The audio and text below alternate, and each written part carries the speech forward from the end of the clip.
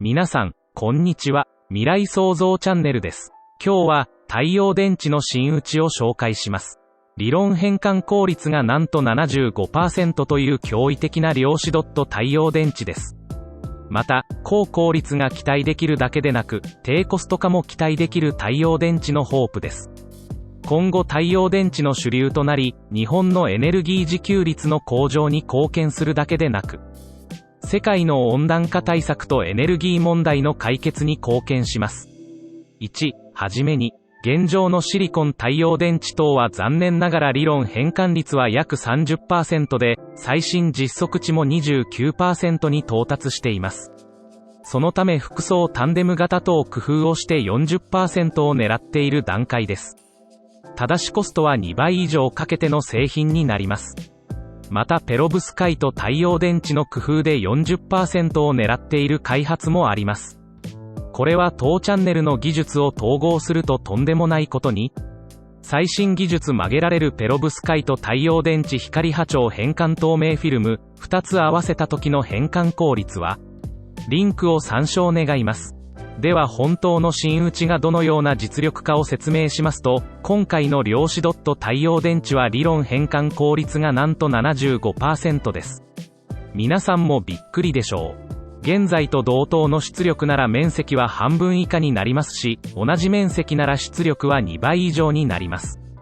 本当に完成が待ち遠しい先端技術です。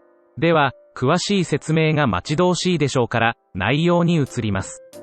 2、内容。1、量子ドット太陽電池の原理と他の太陽電池との比較。量子ドットとは、直径が数ナノメートル程度の極小の半導体粒子です。電子が量子力学の法則に従って振る舞うため、その性質は半導体と大きく異なります。量子ドット太陽電池は、太陽光を吸収する材料として、直径数ナノメートル程度の極小の半導体粒子である量子ドットを用いる太陽電池です。量子ドット太陽電池は、量子ドットの中間バンドを活用して、太陽光のエネルギーを効率的に電気に変換する仕組みです。太陽光は、可視光から近赤外光まで、様々な波長の光から構成されています。従来の太陽電池では、半導体のバンドギャップに合わせて、特定の波長の光しか吸収できませんでした。光のエネルギーは、紫外光領域で 6%、可視光領域で 52%、赤外光領域で 42% あります。そのうち、従来太陽光電池は、バンドギャップを超える分が熱に変換され、熱損失が生じ 30% 損失、バンドギャップを超えない分は透過し、透過損失が 20% と最初から変換効率は絶対に 50% を超えれない運命にありました。一方、量子ドット太陽電池は、量子ドットのサイズを変えることで、光吸収の波長範囲をチューニングできるため、従来の太陽電池では吸収できなかった赤外光を有効に利用することができます。量子ドット太陽電池は、理論的には 75% という高い変換効率が期待されています。その理由は、中間バンド層という中継点を設け、エネルギーの少ない光を2つ利用してエネルギーを得る方法を採用しているので、透過損失がなくなり、高効率 75% を得るのです。中間地点を利用できるという優れものですね。しかし残念ながら現状では 20% 程度で、実験室レベルでも 30% にとどまっています。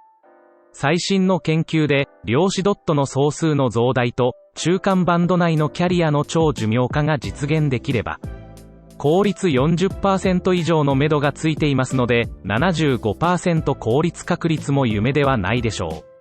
シリコン太陽電池は50年かけてようやく理論効率までこぎつけたのですから、最近研究開始したての量子ドット太陽電池は、いろいろな知見、AI を利用して加速度的に変換効率を上げていくでしょう。2、量子ドット太陽電池の現状と課題。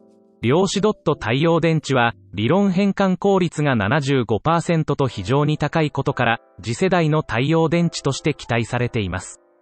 しかし、現状では 30% 程度の効率にとどまっており、高効率化が課題となっています。まず、量子ドット太陽電池の構造と動作原理について説明します。量子ドット太陽電池は、量子ドット層と量子ドット層と電極をつなぐ導電層から構成されています。太陽光が量子ドット層に照射されると、量子ドット内の電子が冷気されます。冷気された電子は、量子ドット層から導電層に移動し、電流を流します。量子ドット太陽電池の高効率化を阻む課題としては、以下の2つが挙げられます。量子ドットの総数の増大。量子ドットの総数の増大は、太陽光の吸収量を増やすために必要です。現状では、100万個平方センチメートル程度の量子ドットしか含まれておらず、1000万個平方センチメートル程度まで増やす必要があります。中間バンド内のキャリアの超寿命化。中間バンド内のキャリアの超寿命化は、中間バンドで冷気された電子が量子ドット層から逃げ出さないようにするために必要です。現状では、中間バンド内のキャリアの寿命は数ナノ秒程度と短く、10マイクロ秒程度まで伸ばす必要があります。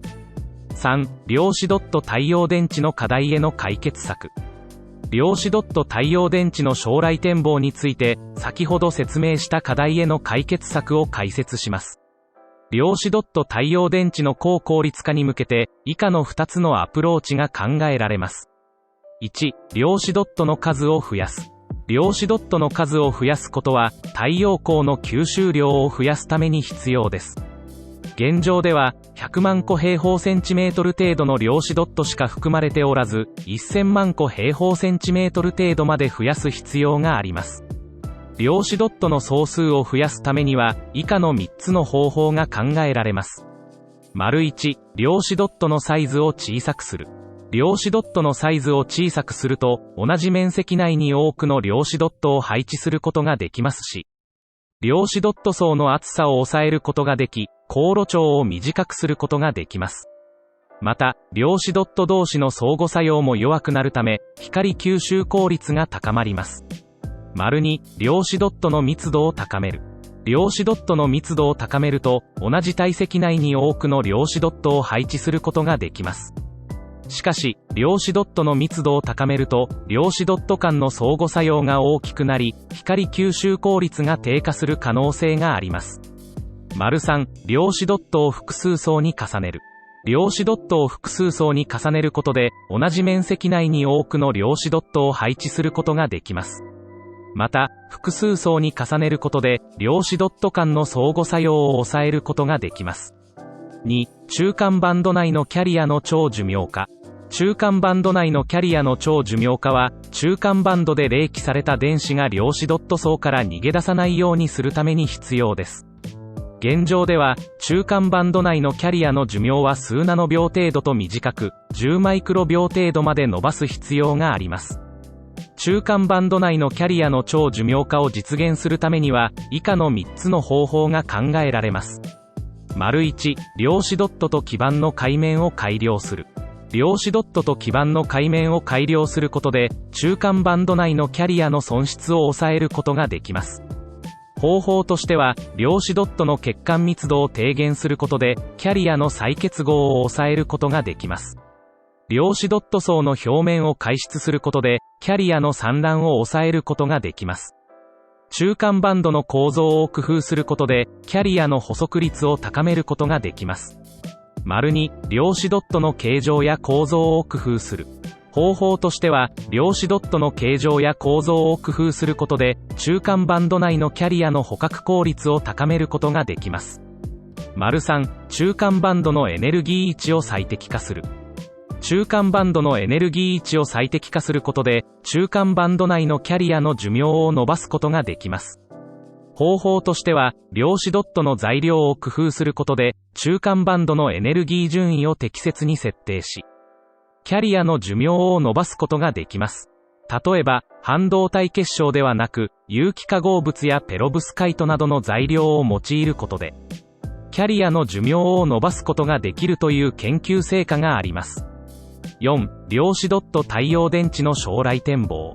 量子ドット太陽電池は、高効率化と低コスト化の両面で大きな可能性を秘めています。高効率化に向けては、量子ドットの総数の増大と中間バンド内のキャリアの超寿命化が重要な課題です。これらの課題を解決できれば、理論値の 75% を超える高効率化が期待できるだけでなく、低コスト化も実現できるでしょう。低コスト化に向けては、薄膜化や塗布法などの簡易な製造方法の開発が重要です。これらの方法の開発が進めば、量子ドット太陽電池の低コスト化が実現し、普及が加速するでしょう。3. まとめ。量子ドット太陽電池は、次世代の太陽電池として大きな期待を集めています。今後の研究開発の進展によって、さらなる高効率化と低コスト化が実現し、私たちの生活に欠かせないエネルギー源となることが期待されます。量子ドット太陽電池は、以下の点で、従来の太陽電池に優れています。1. 太陽光スペクトルの大部分を有効に利用できる。2. 高効率化が期待できる。3. 低コスト化が期待できる。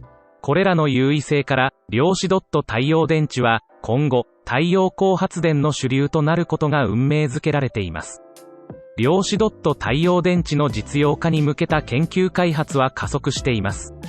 高い変換効率が実現すれば、従来の太陽電池を超越するエネルギー生産が可能となります。次世代エネルギーに向けた挑戦は、日本のみならず、世界のエネルギー問題解決の鍵を握ると言えるでしょう。未来のエネルギー革命を牽引する量子ドット太陽電池に期待が集まります。引き続き、皆さんの興味があるテーマや関連情報にロックオンしてお届けしていきますので、ご期待ください。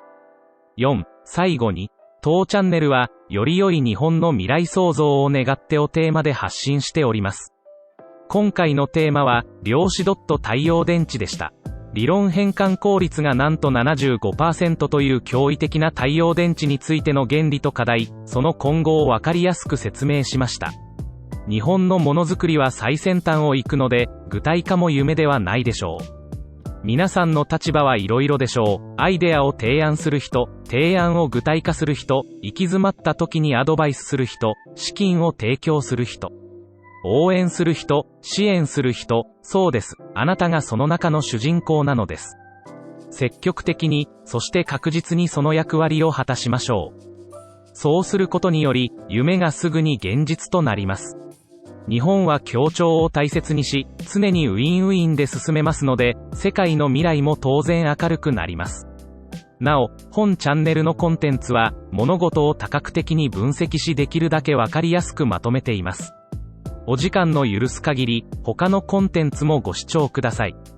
登録していただければ、好きな時間に確認できますので、ぜひ登録ください。取り上げるべき、取り上げてほしいテーマ、何か意見がありましたら、コメント願います。ありがとうございました。もし役立ったと思われたら、高評価をお願いします。また、登録し、通知機能をオンにしていただければ、次回のコンテンツもすぐに視聴できます。それでは、皆様がより豊かな人生を送られることを願って、また次回の動画でお会いしましょう。